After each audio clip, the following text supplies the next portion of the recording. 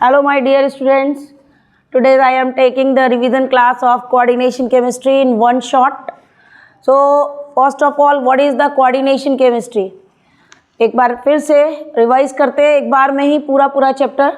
Coordination chemistry की वो branch होती है, the branch of the chemistry which deals with the coordinate compound. Coordination chemistry की वो ब्रांच जिसमें हम कोऑर्डिनेट कंपाउंड की स्टडी करते हैं.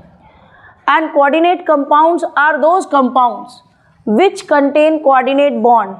ये वो कंपाउंड होते हैं जिनके अंदर कोऑर्डिनेट बॉन्ड प्रेजेंट होता है. And coordinate bond are those bonds which are formed by the donation of lone pair of electron. वो बॉन्ड जो donation of lone pair of electron से बनते हैं, they are called as a coordinate bond. Lone pair of electron क्या होता है?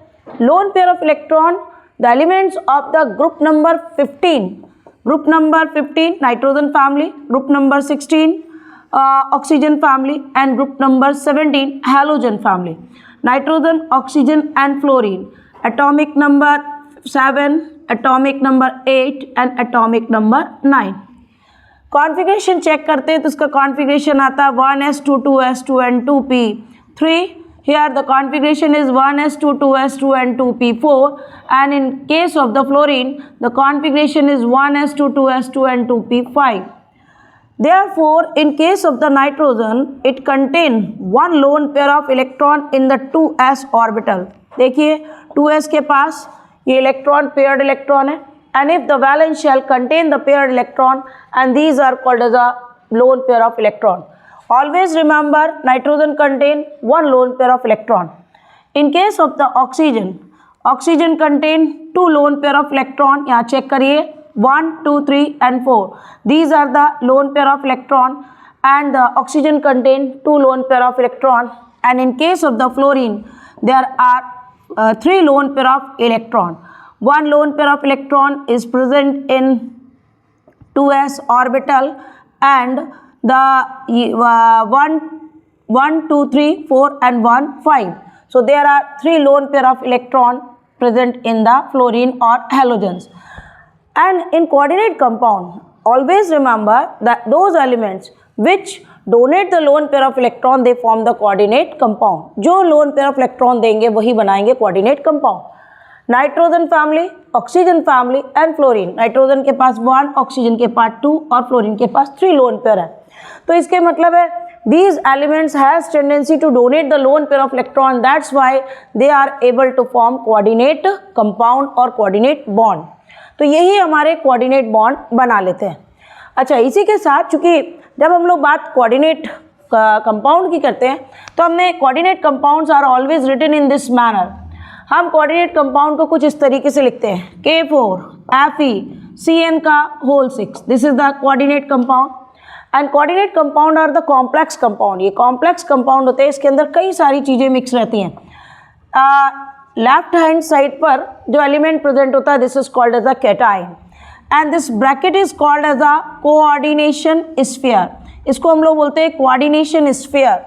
And coordination sphere is the space where the coordinate compound is enclose. छोटे छोटे भी एग्जामिनेशन में आपसे क्वेश्चन पूछे जाएंगे.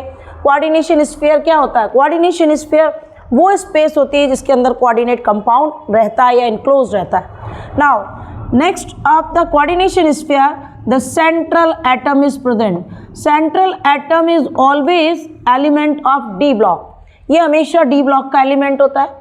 और जैसा कि आपको ट्रांजिशन एलिमेंट में जैसा आपने पढ़ा था, the elements of the D block always contain the empty space except zinc, cadmium, mercury. इनको छोड़ के बाकी सबके पास इनकम्प्लीट ऑर्बिटल है, वैकेंट स्पेस है, and in this vacant space they have tendency to accept the lone pair of electron. उस खाली जगह में ही ये लोन पेयर ऑफ इलेक्ट्रॉन को एक्सेप्ट करते हैं. तो this is the place of the central atom, and this is called as a ligand. This is a very interesting. So the coordinate bond is formed between the central atom and the ligand. इन दोनों के बीच में ही coordinate bond बनेगा. And the ligands are those which these are the atom or ions. They have tendency to donate the lone pair of electron. ये ligand ही जो होते हैं वो lone pair of electron को donate करते हैं. किसको देते हैं? Central atom को. Like that. कोऑर्डिनेट बॉन्ड जैसा कि आपने 11th क्लास में पढ़ा था, coordinate bonds are represented by arrow. इनको हम किससे रिप्रेजेंट करते हैं? एरो से। यू नो अभी मैं आपको दिखा चुकी हूँ, nitrogen contain the lone pair of electron, nitrogen के पास लोन पेयर ऑफ इलेक्ट्रॉन है, that's why it has tendency to donate the lone pair of electron, इसलिए वो अपने लोन पेयर ऑफ इलेक्ट्रॉन को देता है। This number is called as a coordination number, इस नंबर का नाम होता है coordination number. And coordination number, इस पे भी आपको शॉर्ट क्वेश्चन मिलेगा, what is the coordination number? Coordination number is the number of the ligand और the number of the ligand which surround the central atom is called as a coordination number, यानी कितने ligand central atom को surround कर रहे हैं, this is called as a coordination number. In this case for example, आपको हो सकता है एग्जामिनेशन में वो कुछ एग्जाम्पल्स दे दें, ऑब्जेक्टिव्स में दे दें, कोई एग्जाम्पल देके कितना कोऑर्डिनेशन नंबर है, लाइक दैट इस केस में तो कोऑर्डिनेशन नंबर 6 है, लेकिन थोड़ा सा आपको हम एक डिफरेंट केस बताते हैं। In case of CO En का whole thrice 3+, here the coordination number is 6 not 3। ऐसे केस में ध्यान रखिएगा because it is a bivalent ligand. Ligands कई तरीके के होते हैं, monovalent, monovalent means has tendency to donate only one ligand, वो one lone pair of electron, जिसमें केवल एक डोनर साइट होता है, they are called as a monodentate, ये मोनोडेंटेड है। इथाइलिन डायमाइन, इथाइलिन डायमाइन का फॉर्मूला है NH2CH2CH2 and NH2। आप देखिए नाइट्रोजन, यहाँ पे 2 नाइट्रोजन लगे हुए, इसके मतलब and both of them has tendency to donate the lone pair of electron, ये दोनों के दोनों लोन पेयर ऑफ इलेक्ट्रॉन को डोनेट करेंगे। तो जब लोन पेयर ऑफ इलेक्ट्रॉन को डोनेट करेंगे तो ये भी एक हो गया और ये एक, तो 1 + 1 कितने हो गए? 2, एक के अंदर 2, तो 2 3 जा कितना हो गया? 6। तो इन दिस केस अब आपको इस तरीके के अगर एग्जामिनेशन में क्वेश्चन आते हैं तो आपको ध्यान रखना, अगर बाईवेलेंट है, बाईवेलेंट में आपके पास आपके एग्जामिनेशन में इथाइलिन डायमाइन है, इसके अलावा आप लोग के कोर्स में ऑक्सलेटो भी दिया हुआ है। ऑक्सलेटो जिसको हम लोग ऑक्स से रिप्रेजेंट करते हैं, जिसको हम लोग कई बार C2O4-2 के फॉर्म में भी लिखते हैं, दिस इज द ऑक्सलेटो। अगर ऑक्सलेटो का भी होल थ्राइस लिखा हुआ है that means their coordination number is 6, तो ऐसे केस में 6 आते हैं। और देखिए क्योंकि कई बार आपको इस तरीके से क्वेश्चन मिलेंगे, इसलिए मैं आपको सारे क्वेश्चंस बताती जा रही हूँ। कोऑर्डिनेशन नंबर मतलब होता है सराउंडेड एटम, कितने सराउंडेड एटम है, लाइक दैट। मान लीजिए आपको एग्जामिनेशन में क्वेश्चन कुछ ऐसा मिला, CONH3 का whole 4, Cl then NO2 and Cl, मान लीजिए इस तरीके को दिया हुआ आपको केस। तो अभी भी देखिए यहाँ कोऑर्डिनेशन नंबर ये क्या है? 4 then 5 and then 6। After the central atom, central atom के पास जितने भी कोऑर्डिनेशन स्फीयर के अंदर होंगे, all of them they are the ligand, वो सारे ही लिगेंड होते हैं। And the number of ligand is called as a coordination number. जो नंबर लिगेंड का होगा उसी को हम कोऑर्डिनेशन नंबर कहते हैं। एकदम क्लियर हो गया होगा कोऑर्डिनेशन नंबर क्या होता है। कोऑर्डिनेशन स्फीयर भी क्लियर हो गया, सेंट्रल एटम भी क्लियर हो गया। अब पॉइंट आता है कि आफ्टर द ब्रैकेट, इस ब्रैकेट के बाद जो पोजीशन होती है, this is the position of anion, ये पोजीशन है आपकी एन आयन की। तो कैटायन और एनायन ये दोनों केवल वैलेंसी के लिए लगे होते हैं, बाकी इसका कोई रोल नहीं है। यहाँ पे ये सेंट्रल एटम का जो हम वैलेंसी सेटिस्फाइड करते हैं कि क्या वैलेंसी है, उसके लिए एनायंस का यूज़ किया जाता है। ठीक, अच्छा अब पॉइंट आता है जब आपको जरा सारे शॉर्ट नोट्स क्लियर हो गए, coordination compound, bond, coordination number, sphere, then after ligand. Ligand का कोऑर्डिनेट कंपाउंड में बहुत इंपॉर्टेंट रोल है। क्यों? क्योंकि लिगेंड्स कई तरीके के होते हैं, monodentate, bidentate, tridentate, tetradentate and सबसे इंपॉर्टेंट फिर 1-2 नंबर का क्वेश्चन आ जाता है, what is the EDTA and EDTA is a type of ligands. आपको ऐसे क्वेश्चन मिलेंगे, मैं आपको एक एक क्वेश्चन क्लियर कर रही हूँ। इथाइलिन डायमाइन टेट्रा एसीटेटो, क्योंकि अगर हम उसको लिगेंड के फॉर्म में कहेंगे and negative ligands are represented by the O term और suffix O is used। अगर हमारा ligand negative होता है तो नाम के पीछे O लगाते हैं। Ethylene diamine is hexadentate ligand.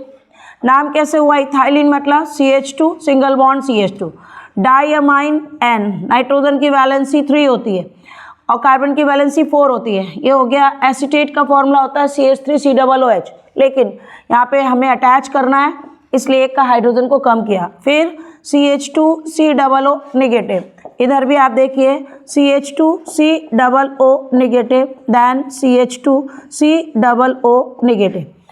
अभी डोनर साइट देखिए कितने डोनर साइट हैं, 1 donor site, second donor site, ये वाला जो ऑक्सीजन है ये वाला, this has tendency to donate the lone pair of electron, ये भी lone pair of electron donate करेगा और ये वाला भी ऑक्सीजन डोनेट करेगा और ये भी। टोटल कितने हो गए 1 2 3 4 5 एंड 6।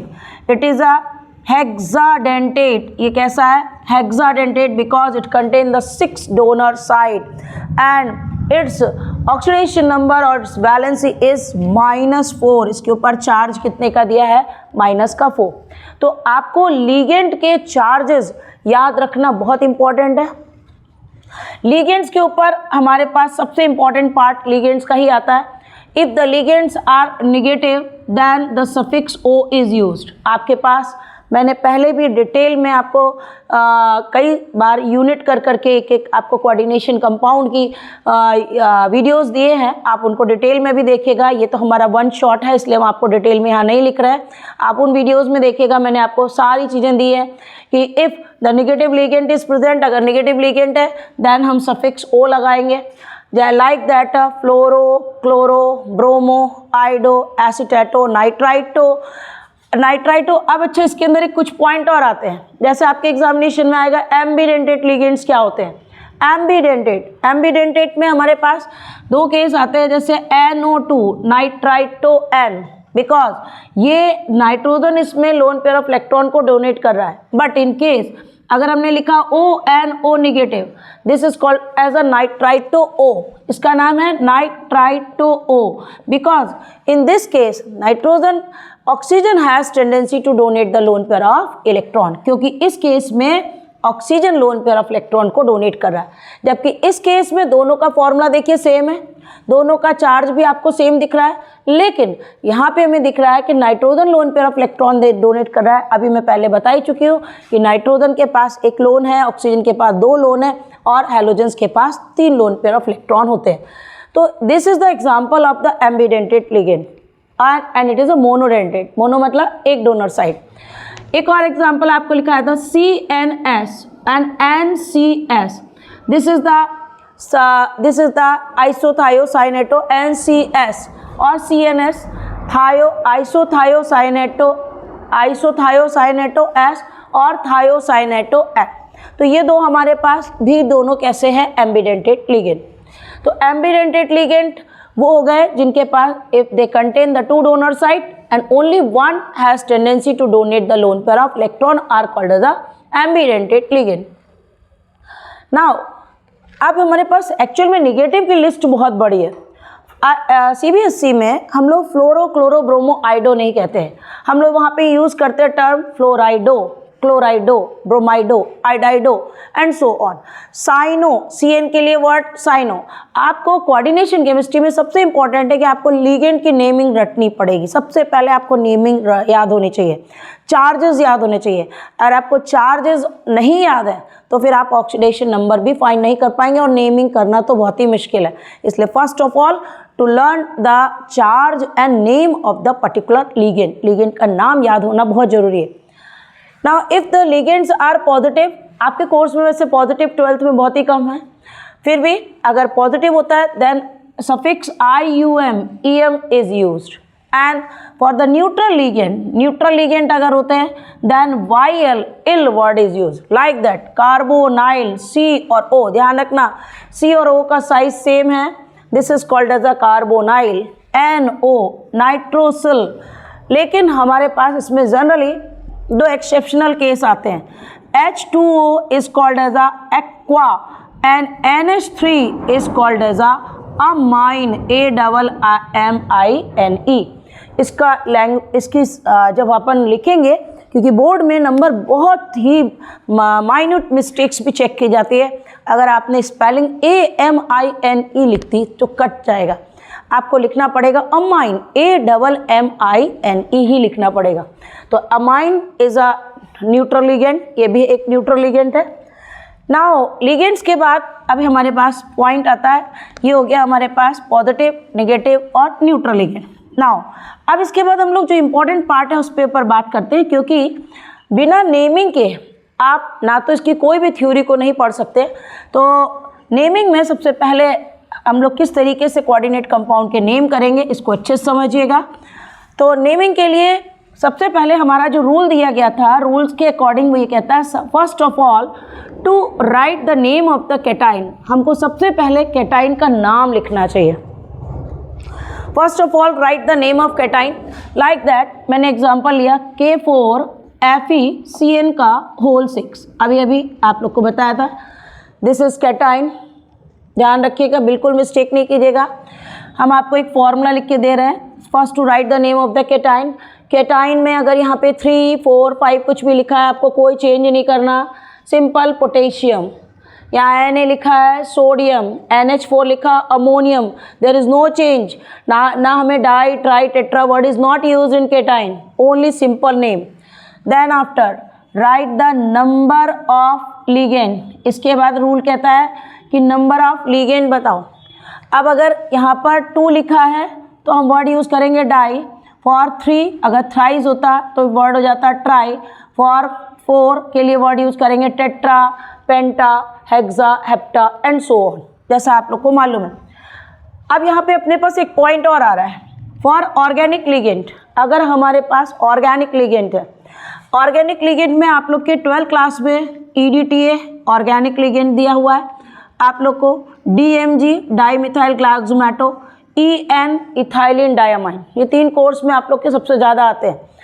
अगर इनका ट्वाइस लिखा है या थ्राइस लिखा है या का होल 4 लिखा है तो 2 के लिए यूज़ कहता है, रूल कहता है बिस वर्ड यूज़ करना है। फॉर 2 यूज़ द टर्म बिस because in the name of the organic ligands die tri tetra is use, क्योंकि ऑर्गेनिक लिगेंड्स में नाम के अंदर ही डाई ट्राई आ रहा है।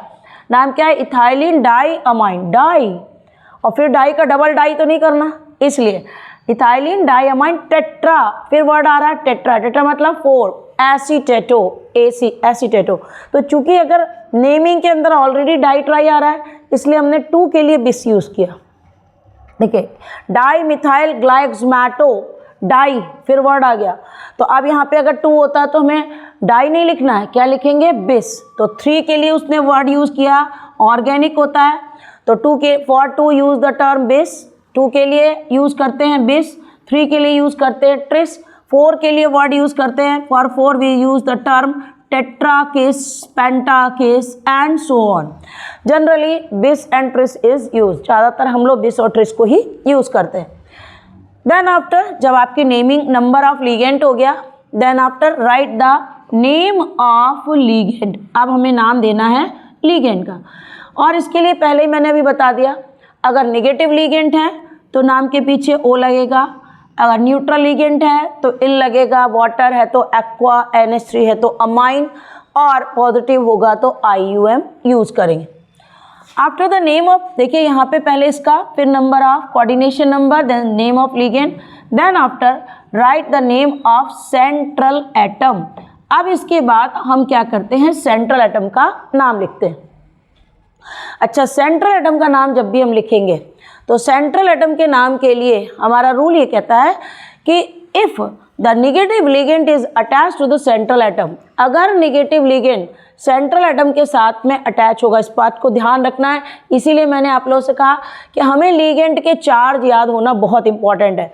अगर लिगेंड नेगेटिव होगा then 8 suffix is use after the name of the central atom. Central atom के नाम के पीछे ATE जोड़ा जाएगा। 8 वर्ड यूज करते हैं, फेरेट, कोबाल्टेट, क्यूपरेट, मर्क्यूरेट, जो भी हमारा सेंट्रल एटम होता है उसके नाम के पीछे ATE ऐड करते हैं। एंड फॉर न्यूट्रल लिगेंड, अगर हमारे पास यहाँ पे न्यूट्रल लिगेंड लिखा है और फॉर कैटायनिक कॉम्प्लेक्स बन रहा है then there is no change, तो कोई भी नाम में चेंज नहीं है। मैं आपको एग्जांपल्स कराऊंगी जिससे आपको क्लियर होता जाएगा कैसे करना है।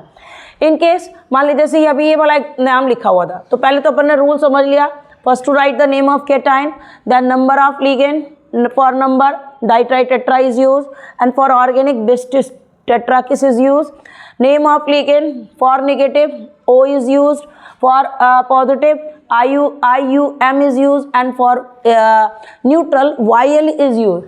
And if the central atom is attached with negative ligand, then 8 word is used. अगर ये नेगेटिव से जुड़ा होगा यानी एनाइनिक कॉम्प्लेक्स बनेगा, तो नाम के पीछे 8 जोड़ना है. Then after, write down the oxidation number of central atom. This is a very very important for VBT and CFT. इसका पार्ट तो सबसे इम्पॉर्टेंट है. आप लोग से एग्जामिनेशन में चाहे IUPAC नेम पूछे जाएं या आपको VBT का क्वेश्चन मिले या CFT का एग्जाम्पल मिले, आपको हर हालत में ऑक्सीडेशन नंबर करेक्ट लिखना चाहिए और करेक्ट आना चाहिए. वो तभी होगा जब लिगेंड के चार्ज लर्न होंगे. इसके बाद ऑक्सीडेशन नंबर, और उसके बाद हमारा रूल कहता है कि अगर एनायन है तो फिर एनायन का नाम. और एनायन के नाम में भी हम लोग कभी भी नॉर्मल नेम लिखते हैं. जैसे Cl लिखा होगा तो हम क्लोराइड, Br है तो ब्रोमाइड, I है तो आयोडाइड. हम कभी भी नाम को क्लोरोफ्लोरो यूज़ नहीं करेंगे. वही Cl अगर बाहर है, बाहर लिखा है तो क्लोराइड है, और अगर अंदर हो जाएगा एज ए लिगेंड तो फिर क्लोरो या क्लोराइडो ही यूज़ करेंगे. क्लियर हो गया. ये तो हमारे पास एक फॉर्मूला हो गया जिस फॉर्मूले के हेल्प से हम लोग नेमिंग करते हैं. अब देखिए, हम आपको कुछ एग्जांपल्स कराते हैं कि किस तरीके से हम इनके एग्जांपल्स को सॉल्व करेंगे. ठीक है, जैसे मैंने एग्जांपल दिया आपको CO, ठीक है, En का होल थ्राइस 3+. ठीक है, अभी हम नाम कैसे देंगे. यहाँ पे कैटायन एब्सेंट है तो कैटायन का नाम नहीं आया. 3 लिखा है, 3 के लिए वर्ड क्या यूज़ करेंगे, ट्रिस. देन ऑर्गेनिक कंपाउंड के लिए ऑलवेज इन पैरेंथेसिस ब्रैकेट में लिखा हमने इथाइलीन डाइअमाइन. अब की बार की स्पेलिंग में AMIN यूज़ रखना है. इथाइलीन डाइअमाइन, ब्रैकेट क्लोज कर दीजिए. It is a neutral ligand. चूँकि ये न्यूट्रल लिगेंड है, there is no change in the central atom. याद रखना है, EDTA के ऊपर -4 है, DMG पे -1 का चार्ज है, बट EN के ऊपर कोई भी चार्ज नहीं है. और अगर चार्ज नहीं होगा तो सिंपल नाम क्या हो गया, कोबाल्ट. ठीक, अब ऑक्सीडेशन नंबर देखिए कैसे निकालते हैं. हम आपको यहाँ पे ऑक्सीडेशन नंबर निकालने की ट्रिक बता रहे हैं. ऑक्सीडेशन नंबर हमेशा सेंट्रल एटम का निकाला जाता है. ये क्या हो गया, X. ये आपका न्यूट्रल लिगेंड है, तो न्यूट्रल लिगेंड का मतलब 0 × 3 इक्वल टू, ऊपर जो भी चार्ज लिखा होता है वो हमेशा इक्वल टू में आता है. अगर कोई चार्ज दिया है तो वो चार्ज प्लस माइनस जो भी है, अगर चार्ज नहीं है तो इक्वल टू 0 होता है. ठीक, ये क्या हो गया, 0 × 3 = 0, तो X = +3. इसके मतलब कोबाल्ट के बाद हम लिखेंगे 3rd. इसको रोमन लेटर में ही लिखा जाता है, ध्यान रखना. सेंट्रल एटम के जस्ट बाद में कोऑर्डिनेशन नंबर, वो आपका नंबर आता है oxidation number. Oxidation number always written in parenthesis और always written in Roman letter. अब इसके बाद यहाँ पे कोई एनाइन दिया नहीं है. बहुत सारी मिस्टेकें आप लोग कर लेते हैं. कई बार आप एनाइन पहले लिख देते हैं. जी नहीं, जो हमारा रूल कह रहा है हमें उसके अकॉर्डिंग करना है. पहले कैटाइन फिर लिगेंड. तो कैटाइन नहीं दिया था तो देखिए लिगेंड का नंबर दे दिया मैंने. Then name of ligand, ligand का नाम बताया. Then central atom, then oxidation number. Oxidation number को ब्रैकेट में लिखते हैं. तो इस तरीके से हमें नेमिंग करनी पड़ती है. नेमिंग, जब आपका नेम सही होगा तभी हम आगे के कोई भी कॉन्सेप्ट अगर करते हैं तो उसको हम मतलब आपको चाहे वो कोई भी मेथड यूज़ कर रहे हो, VBT निकाल रहे हो, CFT निकाल रहे हो, तभी निकाल पाएंगे जब नेमिंग हो. अब देखिए, मैंने जैसे आपको ऊपर वाला एग्जाम्पल दिया, थोड़ा चेंज कर लेते हैं. हमने दिया K3FeCN का होल 6, चेंज कर दिया. ठीक है, अभी मैं आपको सारे एग्जाम्पल्स जनरली करके दिखाती हूँ, पॉजिटिव, नेगेटिव और न्यूट्रल के सारे. अभी first to write the name of cation. Cation का नाम क्या है, पोटेशियम. नाम क्या हो गया, पोटेशियम. देन आयरन का नाम नहीं, इसका नाम आएगा हेक्सा.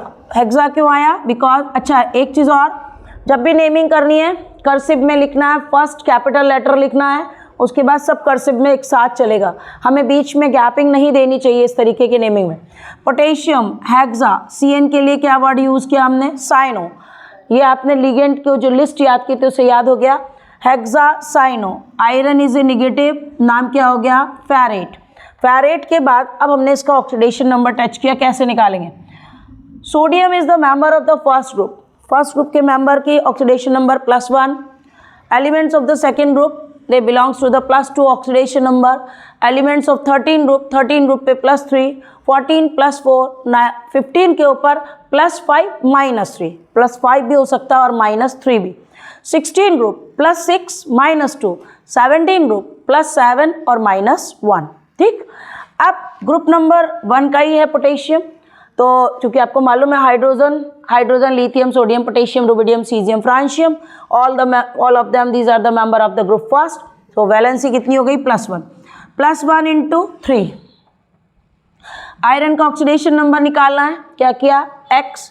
देन Cn के ऊपर जब आपने चार्ज याद किया है, Cn के ऊपर चार्ज कितना होता है? -1। -1 × 6 = 0 because there is no charge, it is a, इसके ऊपर कोई भी कॉम्प्लेक्स पे चार्ज नहीं दिया। कितना हो गया? +3 + x -6 = 0, +3 + x = 6, तो x = 6 - 3 = +3। तो अभी हमारा नाम क्या हो गया? Potassium hexacyanoferrate third. ठीक है, ऊपर कोई चार्ज नहीं लिखा है इसलिए कंप्लीट हो गया। यहाँ पर कोई एनाइन नहीं दिया है इसलिए हमें एनाइन का नाम भी नहीं लिखना। क्लियर हो गया आप लोग को सभी को? देखिए अब एक एनाइन का एग्जांपल देते हैं। मान लीजिए मैंने एग्जांपल लिया CrH2O का होल 6 Cl3। ठीक है, अब एनाइनिक कॉम्प्लेक्स के, एनाइनिक के मैंने आपको एग्जांपल दिए। ये है 6 का मतलब क्या हो गया आपका? फिर वही केटाइन दिया नहीं है तो हेक्सा। वाटर के लिए वर्ड यूज़ करते हैं एक्वा। अब 2 बार ए हो रहा है इसलिए हम इसको डायरेक्टली लिख सकते थे हेक्सा एक्वा। वाटर के लिए वर्ड यूज़ करना था aqua. Aqua is a neutral ligand. ये कैसा लिगेंड है? Neutral ligand. और न्यूट्रल लिगेंड होता है तो नाम में कोई चेंज नहीं होता है, सो हमने क्या नाम लिखा? Hexa aqua chromium. अब दिक्कत फिर वही, ऑक्सीडेशन नंबर कैसे निकाले? क्रोमियम क्या हुआ? x। वाटर के लिए क्या हो गया? 0 × 6 प्लस, अभी कंटिन्यू करते जाना है, plus -1 × 3 = 0। Cl has -1 oxidation number. Cl के ऊपर चार्ज कितना होता है? -1। क्या हो गया? ये 6 × 0 6 हो गया। x -3 = 0, तो x = 3। क्या आ गया आपका? Chromium third. ठीक है, तो ऐसे हमने ऑक्सीडेशन नंबर निकाल लिया और लास्ट में अभी ये Cl बचा है। Cl बचा है, इसके बाद आप देखिए यहाँ पे मैंने दिया ऑक्सीडेशन के नंबर के बाद ही हम एनाइन लिखते हैं, तो नाम क्या हो गया इसका? क्लोराइड। तो हो गया hexa aqua chromium third chloride. अभी देखिए हमारे पास एक और एग्जांपल दिया, ऊपर वाला मान लीजिए हम करते हैं, दोनों में डिफरेंस है। ये थर्ड है, ये फेरिक के फॉर्म में और ये फेरस के फॉर्म में। इसका नाम क्या हो जाएगा आपका? Potassium. Potassium then hexa Cn के लिए, साइनो Fe के लिए, फेरेट। एंड अभी देखिए आपको डायरेक्ट ट्रिक भी सिखा देते हैं। डायरेक्ट ट्रिक कैसे? ये कितना है? +1 × 4, +1 × 4। और ये क्या है आपके पास? x। ये -1 × 6, तो -6 में से अगर प्लस को 4 करेंगे तो कितना हो गया? -2। x - 2 = 0, देन x = 2, यानी कितना आ जाएगा? सेकेंड। तो ज़रूरी नहीं है कि हम पूरा x से ही निकालें। अगर आपको एग्जामिनेशन में ऑक्सीडेशन नंबर फाइंड करने के लिए आते हैं, जैसे 2017-19 के पेपर में आपको 4 एग्जाम्पल दे दिए थे उन्होंने और ऑक्सीडेशन नंबर फाइंड करने के लिए दे दिया, तो अगर फाइंड करने के लिए दे रहा है तो हमें x करके ही सपोज करना है। लेकिन अगर हमें नेमिंग कर रही हैं तो हमको थोड़ा कमांड होता है, तो फिर हम डायरेक्टली भी कर लेते हैं। और अगर एनाइंस होते हैं, ध्यान रखना, अगर बाहर एनाइन होगा ये न्यूट्रल होगा तो इसके बराबर इसका नंबर आ जाता है। ठीक है, और अगर यहाँ पे कैटाइन लिखा होता है और ये निगेटिव होता है तो इस नंबर से इसको माइनस कर देते तो भी हमारा आंसर आ जाता है। ठीक है, तो इस तरीके से हमने आपके जो एग्जाम्पल्स है उनको फाइंड किया, कैसे निकालना। अच्छा एक और बता देते हैं, मान लीजिए हमारे पास लिखा हो MnH2O का होल 6 2+। ठीक है, सारी तरीके के एग्जाम्पल लगभग ले रहे हैं हम। क्या नाम हो गया इसका? Hexa aqua manganese second ion. क्योंकि जब भी अगर हमारे पास चार्ज लिखा है, इस वाले में भी हमें आयन लगाना था। इसका नाम हो गया 6 का है तो हेक्सा। अब देखिए वाटर के लिए या अमाइन के लिए तो कैलकुलेशन करने की ज़रूरत ही नहीं है। क्यों? 6 × 0 = 0, तो ये तो 0 ही हो गया। इसके मतलब this charge is equal to the this one, इसके बराबर आ जाएगा। कितना हो जाएगा? Hexa aqua manganese then second and ion. ठीक है, मेरे हिसाब से आप लोगों को IUPAC नेमिंग बिल्कुल क्लियर हो गई होगी। आपको IUPAC की बहुत प्रैक्टिस करनी है। कारण क्या है कि जब तक आपको IUPAC नेम क्लियर नहीं होंगे तब तक आप किसी और थ्योरी को भी फॉलो नहीं कर पाएंगे और उनके आंसर्स भी नहीं कर पाएंगे। अच्छा, इसके बाद अब हमारा अगला जो पॉइंट आता है वो पर्टिकुलर आता है VBT पे, बैलेंस बॉन्ड थ्योरी पे। आप लोग को एग्जामिनेशन में IUPAC नेमिंग मिल जाएगी, आप लोग को एग्जामिनेशन में नाम दे दिया जाएगा और फॉर्मूला पूछ लिया जाएगा। किसी भी तरीके के क्वेश्चन मिलते हैं एग्जामिनेशन में, ऑक्सीडेशन नंबर्स पूछ लेते हैं कि how to determine the oxidation number, oxidation number कैसे फाइंड करेंगे, what is the coordination number, coordination number कैसे फाइंड करेंगे। All of them is determined with the help of the charges on ligand. ये हम सब तभी निकाल सकते हैं जब हमको लिगेंड्स के ऊपर के चार्जेस याद होंगे। आप मेरे पुराने वीडियोस देखिएगा, उसमें पूरी लिगेंड की लिस्ट डली हुई है और उनमें हमने आपको सारे चार्जेस लिखे, आपको चार्ज लर्न होंगे तभी आप आगे के क्वेश्चंस सॉल्व कर पाएंगे। अब चलिए हमारे पास नेक्स्ट थ्योरी आती है, this is called as a valence bond theory. Valence bond theory यानी VBT, जिसको हम शॉर्टकट में कहते हैं। आपको क्वेश्चन अगर पेपर में पूछा जाता है तो वो हमेशा देता हैगा कि जो भी एग्जांपल देगा it is to be explain on the basis of VBT। इसको आप VBT के अकॉर्डिंग एक्सप्लेन करिए। कैसे एक्सप्लेन करेंगे? तो देखिए VBT की जो कुछ रूल्स होते हैं VBT का फर्स्ट रूल ये कहता है the central atom must contain the empty space. Central atom के पास नंबर फर्स्ट पॉइंट यही है, the central atom must contain the empty space. Central atom के पास खाली जगह होनी चाहिए। सीधी बात है, अगर खाली जगह होगी, हमारे घर में जगह होगी तो ही तो हमारे यहाँ मेहमान आएंगे या किराएदार आएंगे। मेहमान तो खैर बिना जगह के भी आ जाते हैं, लेकिन किराएदार तो तभी रख पाएंगे जब हमारे घर में कमरे खाली पड़े होंगे। तो सीधी बात, तो सबसे पहली बात सेंट्रल एटम के पास क्या होना चाहिए? खाली जगह यानी एम्प्टी स्पेस। जो डी ब्लॉक के एलिमेंट के पास है वो तो बैठे हुए हैं, क्योंकि अगर हमने स्कैंडियम लिया तो आप चेक कर लीजिए सीरीज स्टार्ट कहाँ से होती है। डी ब्लॉक का first element scandium, scandium atomic number 21। एक बार चेक कर लेते हैं configuration 1s2 2s2 2p6 3s2 3p6 4s2 and 3d1। ठीक है, अभी देखिए डी पर, ये तो हमारा आउटर मोस्ट डी ब्लॉक को हम चेक करते हैं, क्योंकि डी ब्लॉक में डी ब्लॉक 1 क्लास बैक चलती है। पहले 4s है, फिर 3d आया। 4s पे 2 इलेक्ट्रॉन और 3d पे देखिए कितना इलेक्ट्रॉन 1, स्पेस खाली। स्कैंडियम के बाद टाइटेनियम आता है तो भी आप स्पेस देखिए खाली है, एम्प्टी स्पेस है। स्कैंडियम, टाइटेनियम, वैनेडियम, क्रोमियम, है ना, क्रोमियम, मैंगनीज। अब इसके बाद ये पेयरिंग करना स्टार्ट कर देते हैं। 5 तक चले जाएंगे, हाफ फिल्ड हो जाएगा, दैन पेयरिंग। अब अगर 6 हो जाएगा तो 6 का मतलब 1 2 3 4 5 6 के लिए ये पेयरिंग कर लेगा, और जब पेयरिंग कर लेंगे तो फिर इनके पास एम्प्टी। अब 6 हो जाता तो हो सकता है ये इस तरीके से हो जाता 1 2 3 4 5 6। ठीक है, तो केवल एक ही मतलब हर फैमिली में एक एक एलिमेंट आ रहा है। जैसे फर्स्ट सीरीज में जिंक आ रहा है, सेकंड में कैडमियम आ रहा है, थर्ड में मरकरी आ रहा है। इन तीनों के पास डी ऑर्बिटल कंप्लीट है। जिंक की 3d10 आता है, कैडमियम में 4d10 आता है, मरकरी में 5d10 आता है। तो these are not called as a transition element. ये आपके बोर्ड में क्वेश्चन आता है, why zinc cadmium mercury is not called as a transition elements? Because of the fulfilled d orbital, they do not show the magnetic behavior, do not give the characteristic color and the characters which are explained by the transition element. वो character जो transition element देते हैं वो ये कोई character नहीं देते, क्योंकि इनकी डी ऑर्बिटल फिल होती है।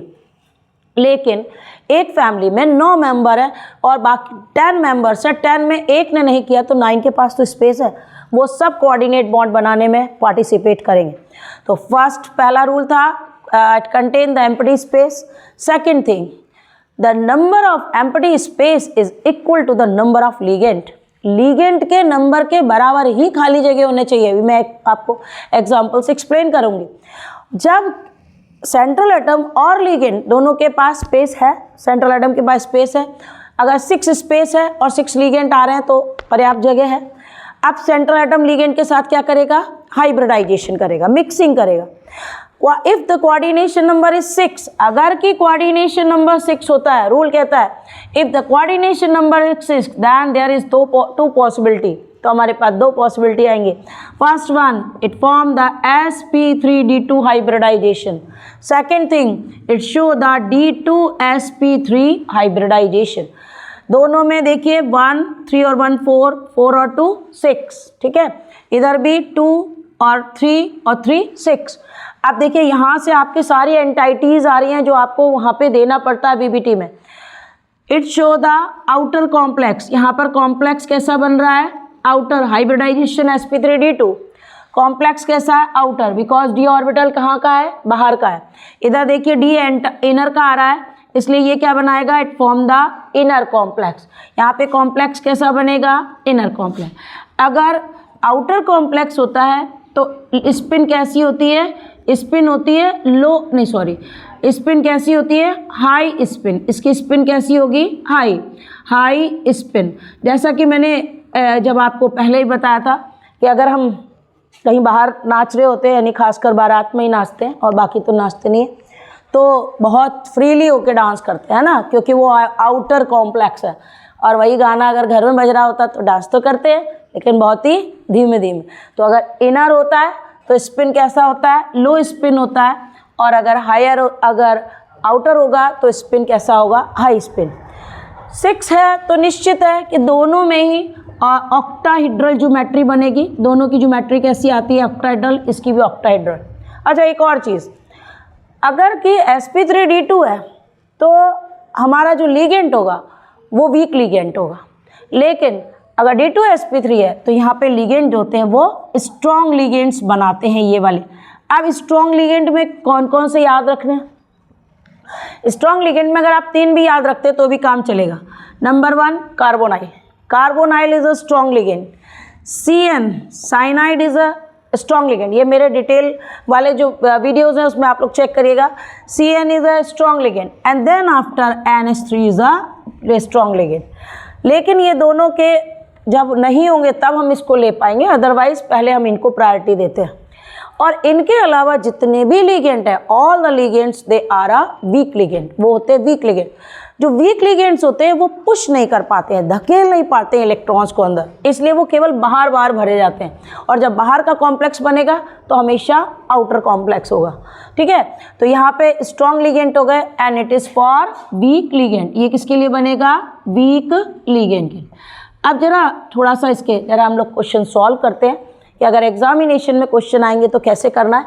एक और point, if the coordination number is 4, अगर के कोऑर्डिनेशन नंबर 4 है, फिर हमारे पास 2 पॉसिबिलिटी हैं, हाइब्रिडाइजेशन इज sp3 और हाइब्रिडाइजेशन इज dsp2। sp3 होगा या dsp2। अब यहाँ पे फिर एक बात ध्यान रखना, अगर sp3 है तो टेट्राहिड्रल कॉम्प्लेक्स बनेगा, टेट्राहिड्रल कॉम्प्लेक्स बनता है। यहाँ हमें इस पॉइंट पे इनर कॉम्प्लेक्स, स्पिन वगैरह नहीं बतानी होती है, क्योंकि स्पिन और कॉम्प्लेक्स ये दोनों आपके कोऑर्डिनेशन नंबर 6 में बनते हैं। क्लियर। dsp2 अगर है हाइब्रिडाइजेशन तो यहाँ पे ज्योमेट्री होती है आपकी स्क्वायर प्लेनर, ये ज्योमेट्री आती है इसकी स्क्वायर प्लेनर। यहाँ भी आपको आउटर कॉम्प्लेक्स, इनर कॉम्प्लेक्स, लो स्पिन, हाई स्पिन नहीं देना। कई बार एग्जामिनेशन में क्वेश्चन ऐसे आ जाते हैं कि it is a strong paramagnetic, it is a weak paramagnetic, कि ये एग्जाम्पल पर्टिकुलर स्ट्रॉन्ग पैरामैग्नेटिक है या other one is a weak paramagnetic. कैसे सॉल्व करेंगे। स्ट्रॉन्ग पैरामैग्नेटिक इंडिकेट कर रहा है, पैरामैग्नेटिज्म मतलब नंबर ऑफ अनपेयर्ड इलेक्ट्रॉन। अगर एलिमेंट के पास अनपेयर्ड इलेक्ट्रॉन है तभी तो वो पैरामैग्नेटिक है। And if the number of electron unpaired electron is more then it is strong paramagnetic, and if the number of unpaired electron is less then it is a weak paramagnet। तो ये क्या बनेगा, weak paramagnetic। ठीक। अब थोड़ा सा हम लोग एग्जामिनेशन के लिए कुछ क्वेश्चन को आपको हम सॉल्व करके बताते हैं कि हम किस तरीके से इसके एग्जामिनेशन में क्वेश्चन को सॉल्व करेंगे। लाइक दैट, जैसे हमें एक एग्जांपल दे दिया, FeCN का whole 6 4 negative is explain on the basis of VBT। ठीक है, हाँ आपको कोशिश करेंगे सभी तरीके के एक एग्जाम्पल क्लियर कर दें। FeCN का होल 6 4 नेगेटिव। आपको ये क्वेश्चन में दिया रहेगा हमेशा, explain with the help of VBT. इसको वीबीटी की हेल्प से समझाओ। आपको इस एक क्वेश्चन के आंसर में थ्योरी नहीं लिखनी, पूरा आपको क्लियर करना है configuration wise. First to write the oxidation number. सबसे पहले हमने आयरन का ऑक्सीडेशन नंबर लिखा, it's 26, 1s2 2s2 2p6 3s2 3p6 4s2 and 3d6। अच्छा, इसके भी पहले हमें एक काम करना था, right the name of the coordinate compound. सबसे पहले नाम लिख लेंगे ताकि हमें ये पता लग जाए कि ये कितने इसका ऑक्सीडेशन नंबर है। अभी क्या हुआ, नाम क्योंकि कैटायन नहीं दिया, नाम क्या हो गया, हेक्सा। CN के लिए वर्ड यूज़ किया cyano, hexa cyano. Cyano is a negative, तो नाम हो जाएगा फेरेट, Fe। 6 में से 4 आपको हम चेक करना अभी दिखा देते हैं, x, और इधर -1 × 6 इज इक्वल टू माइनस का 4, x - 6 is equal to -4, x is equal to -6 + 4 is equal to plus का 2। कितना आ गया, फेरेट सेकेंड, और पीछे क्या लगा दिया, I। अब आप जब नाम लिख लेंगे, ध्यान रखना है, जब आप नेमिंग कर लेंगे तभी आप इसके आगे बढ़ेंगे। अब यहाँ नेमिंग में आपको ऑक्सीडेशन नंबर कितना दिख रहा है, सेकेंड। इसके मतलब है आयरन ने अपने 2 इलेक्ट्रॉन्स लूज कर दिए at the time of hybridization. जब वो हाइब्रिड कर बना रहा है तो उसने क्या किया, अपने 2 इलेक्ट्रॉन लूज किए। अब इसके लिए फिर से एक बार बहुत समय पहले पढ़ा था, एक बार आपको इसलिए रिवाइज करना बहुत ज़रूरी है। आउटर मोस्ट से इलेक्ट्रॉन को हमेशा रिमूव करता है। इसने अपने आउटर मोस्ट ऑर्बिट यानी 4s से इलेक्ट्रॉन को लूज किया, 1s2 2s2 2p6 3s2 3p6 then 3d6 and 4s0। ठीक है, अब इसके मतलब है कि D के पास 1 2 3 4 और 1 5, ये कौन सी हो गई, 3D। This is the 4s। Always remember, अगर 4s है तो 4p भी जरूर होगा। sp तो आता ही है, s अगर है p बनाना ही है। ये क्या हो गया, this is the 4s and this is the 4p। D में टोटल इलेक्ट्रॉन कितने हैं, 6, तो 1 2 3 4 5 6। ठीक, 4s एम्प्टी है और D भी P भी एम्प्टी है।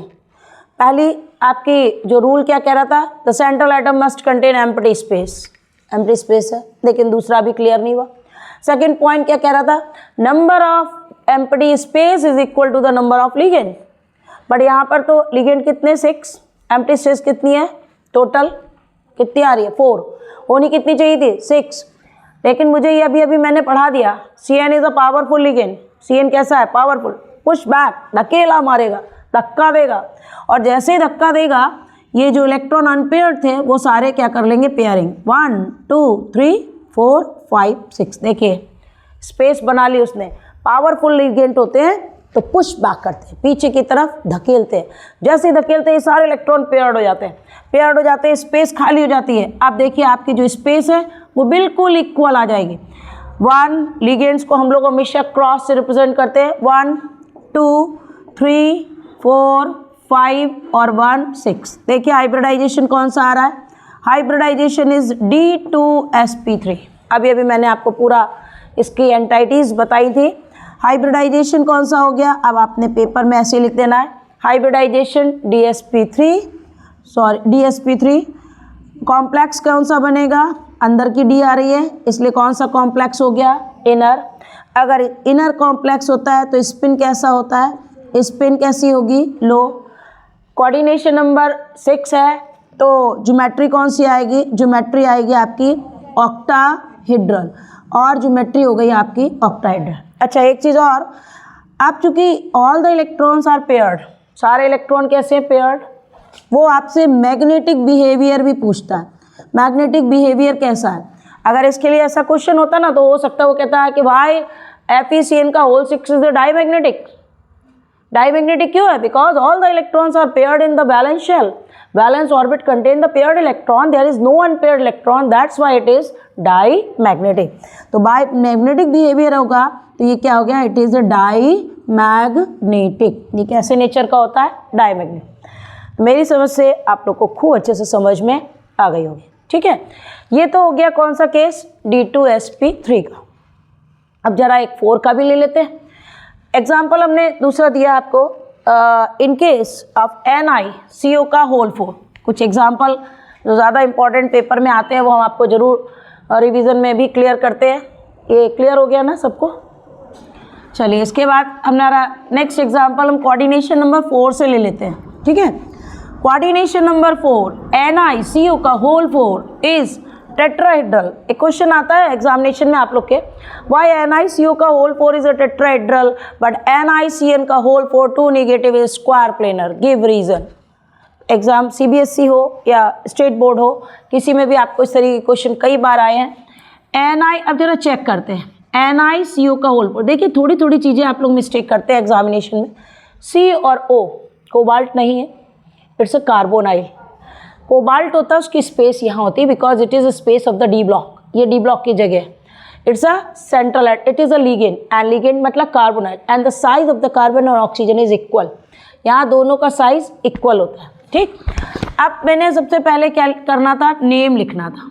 नेम लिखा, क्या हुआ, टेट्रा, C के लिए क्या नाम हो गया, टेट्रा कार्बोनाइल, क्योंकि कैटायन तो दिया ही नहीं है, कैटायन दिया नहीं है तो नाम क्या हो गया, टेट्रा कार्बोनाइल।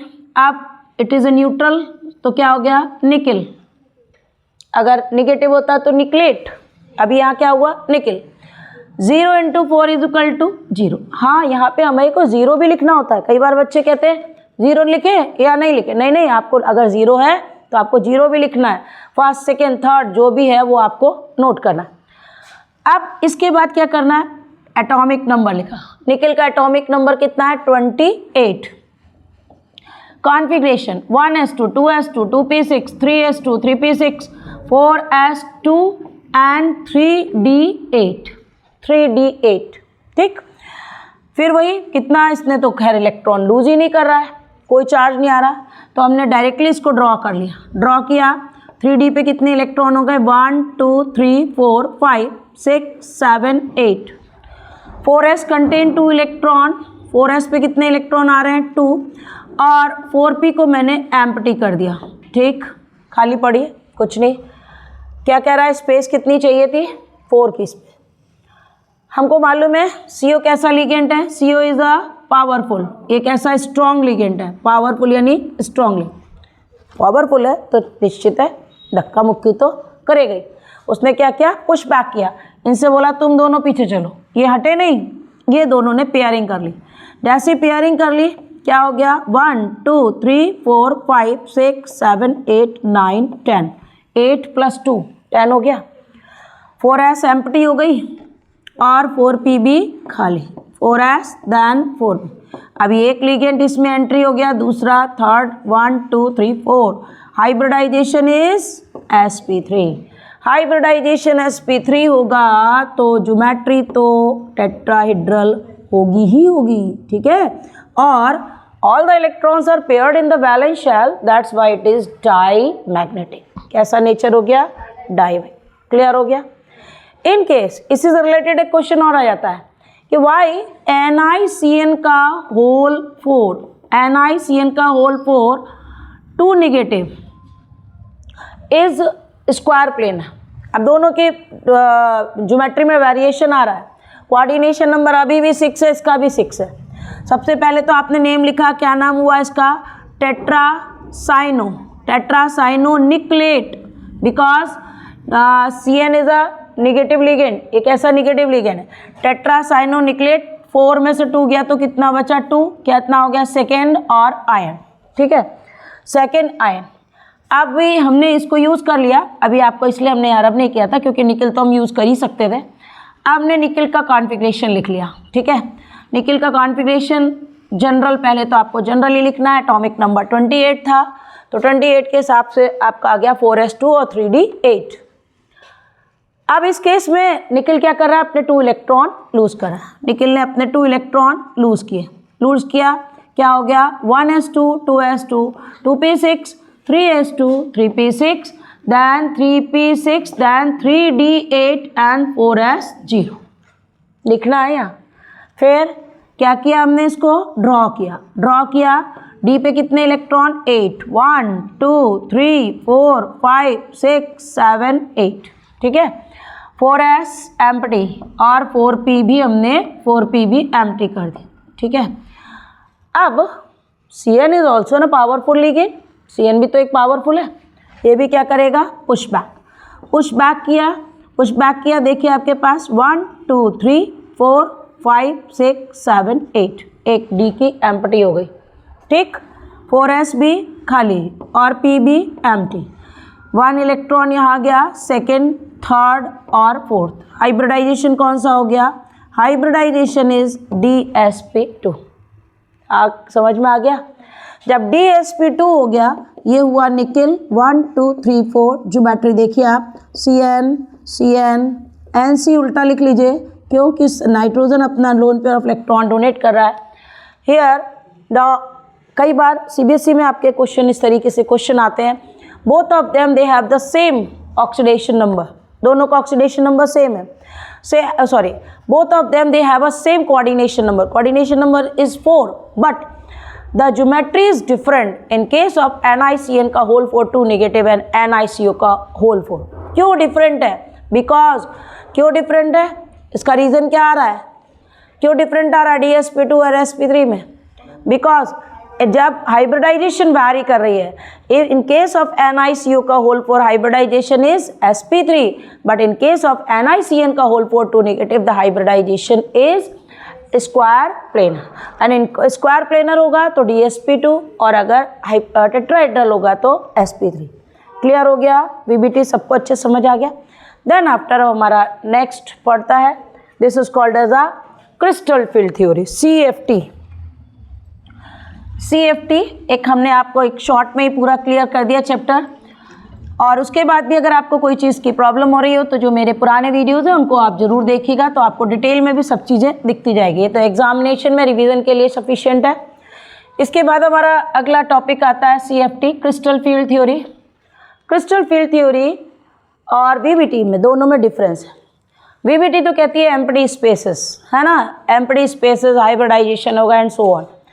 और CFT क्या कहती है, सेंट्रल एटम, इन केस हमने पहला एग्जांपल लिया कोऑर्डिनेशन नंबर 6 का, इन केस ऑफ ML6 N मतलब जितना भी चार्ज हो प्लस माइनस, L मतलब ligand, M for central atom. Central atom is surrounded by 6 ligand. अभी देखिए हमने पहला 6 लिगेंड का एग्जांपल दिया।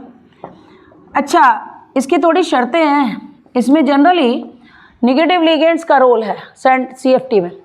तो फर्स्ट पॉइंट ये कहता है कि ligands surround the central atom, जब लिगेंड्स सेंट्रल एटम को चारों तरफ से घेर लेते हैं, and then they push their charges toward the central atom, और उसके बाद अपने चार्जेस को सेंट्रल एटम की तरफ पुश करते हैं। Therefore the density around the central atom become increases, और डेंसिटी क्या होती है, बढ़ जाती है।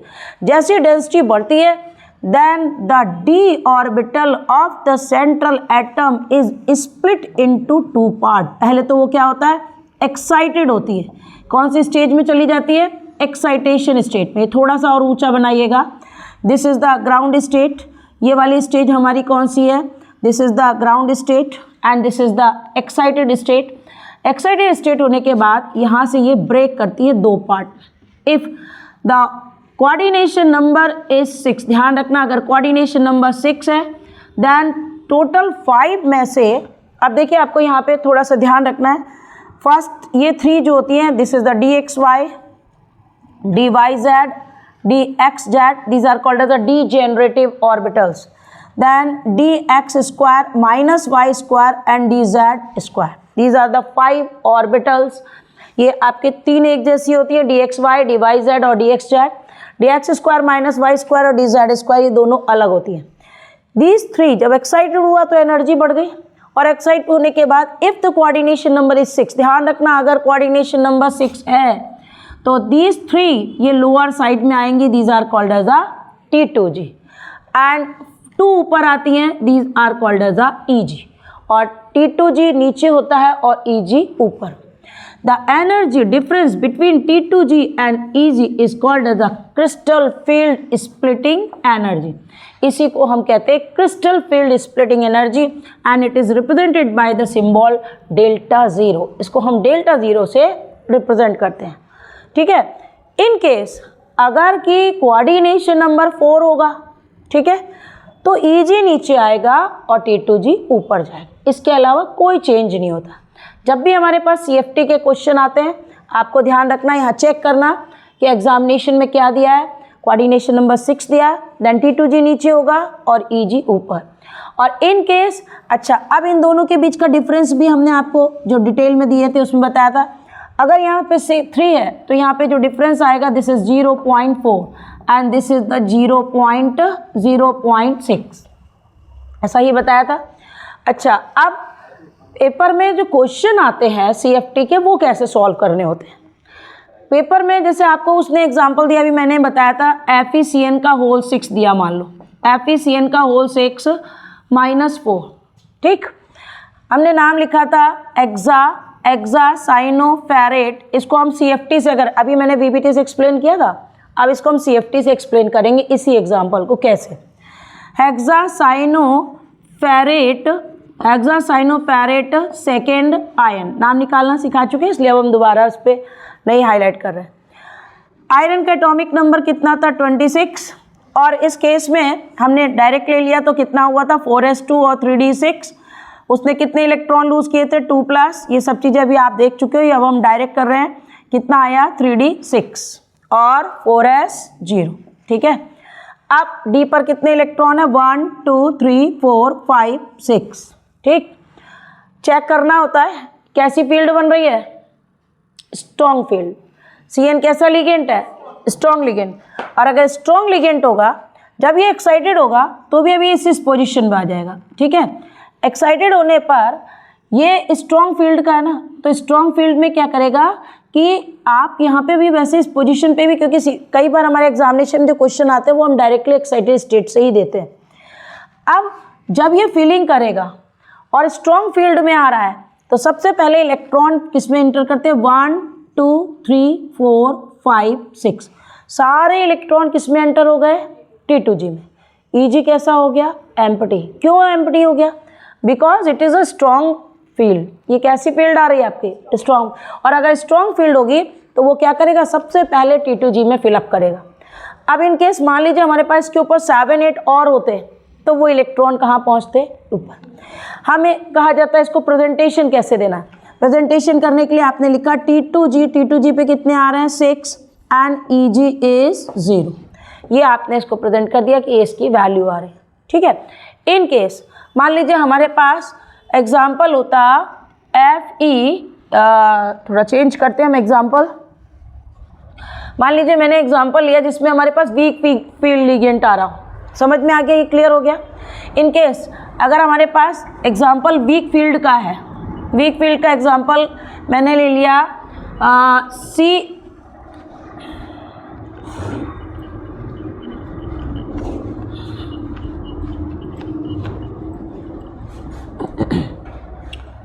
COF6 -3, ठीक है, COF6 -3। सबसे पहले क्या लिखा हमने नाम, हेक्सा, फ्लोरो और फ्लोराइडो दोनों भी लिख सकते थे।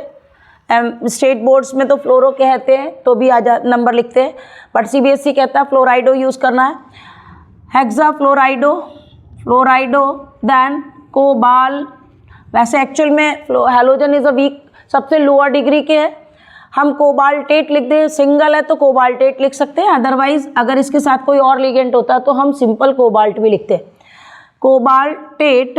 देन 6 में से 3 गया, आप चेक भी कर सकते हैं, x + -1 × 6 = -3, x -6 = -3, x -3 + 6 = +3, क्या हो गया कोबाल्टेट थर्ड और आयन, ठीक। कोबाल्ट का ऑक्सीडेशन नंबर कितना होता है 27, ठीक।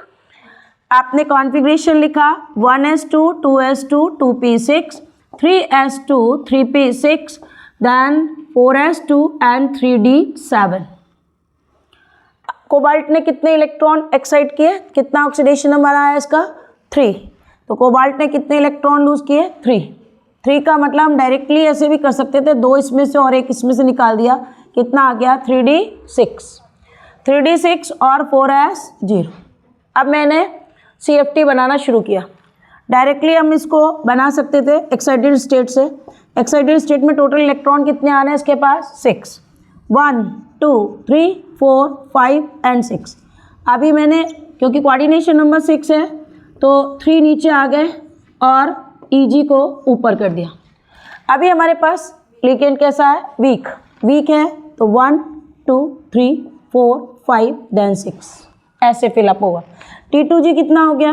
T2G 4 और Eg 2, ये आंसर आएगा आपका। ठीक है, तो इस तरीके से, और इसी में भी हम ये बता सकते थे कि पैरामैग्नेटिक है या डायमैग्नेटिक। आपको आज का पूरा रिवीजन अच्छे से समझ में आ गया होगा। थोड़ा सा थ्योरेटिकल पोर्शन रह गया था कि ऑर्गेनोमेटेलिक कंपाउंड्स क्या होते हैं, फेरोसिन वगैरह, जो आपको लर्न करने पड़ेंगे। तो आज के लिए इतना ही काफ़ी। कमेंट सेक्शन पे जरूर दीजिएगा आपको कैसा लगा video. Thank you, share and comment my video.